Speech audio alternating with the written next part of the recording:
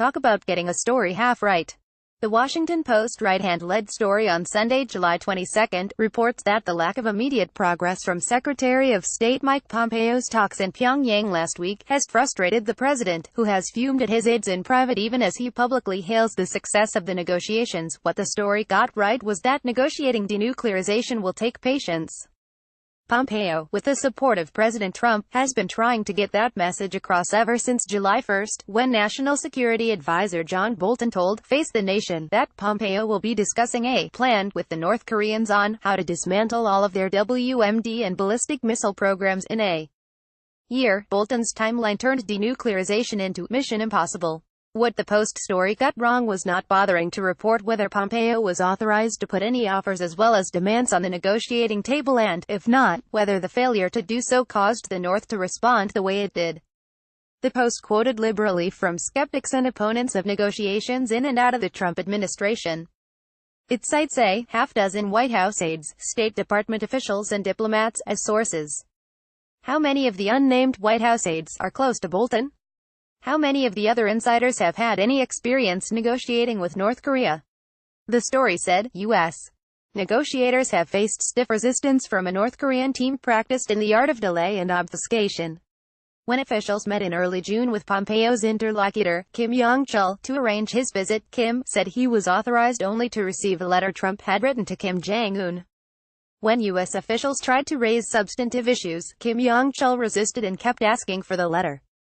Unable to make headway, the Americans eventually handed over the letter and ended the meeting after only an hour. During Pompeo's July 6-7 visit to Pyongyang, when he raised the repatriation of U.S.-Korean war remains, the North Koreans insisted they were still not ready to commit to specific plans, according to diplomats familiar with the discussions. When a working-level meeting was arranged to discuss the issue at the demilitarized zone on July 12, the North Koreans, however, kept U.S. defense officials waiting for 3 hours before calling to cancel, the diplomats said. They instead asked for a meeting at the general officers level. The story quotes North Korea's over-the-top reaction to the Pompeo meeting, one, denouncing the unilateral and gangster-like demand for denuclearization, but ignored the substance of its objections. The U.S. side never mentioned the issue of establishing a peace regime on the Korean peninsula, which is essential for diffusing tension and preventing a war.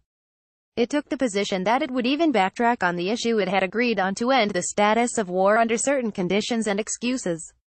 As for the issue of announcing the declaration of the end of war at an early date, it is the first process of diffusing tension and establishing a lasting peace regime on the Korean peninsula, and at the same time, it constitutes a first factor in creating trust between the DPRK and the U.S. Reporters failed to ask, did Pompeo neglect to address the key U.S. commitment at the Singapore summit to build a lasting and stable peace regime in Korea? Did that lead to the North's delayed response on the U.S. remains? Did the North Koreans raise the peace process during the June 15 General Offices meeting? Contrast the Washington Post account with CNN's report of a teleconference by the U.S. commander in Korea, General Vincent Brooks, with the Aspen Strategy Forum on Friday, July 20.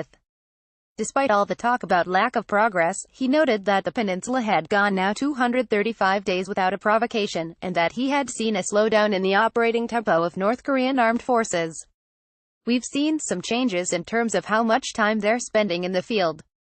Some of that might be attributed to fuel shortages, some of that might be because of the renewed engagement, he said. He added, we are confident we'll succeed in transferring some of the remains. Not all of them, but some of them. Nor did Brooks hyperventilate about intelligence reports of continuing North Korean nuclear and missile production in advance of any detailed agreement. We don't overreact to things like that, he said. If those things are true, what does it mean to us as we go forward? It could mean several things. We know what our endpoint is and we know what they've agreed to, so let's keep our eye on that and not get distracted. Then Brooks delivered his main message. Our challenge now, candidly, is to continue to make progress, but to make that progress in an environment that is essentially void of trust, and without trust, we'll find it difficult to move forward.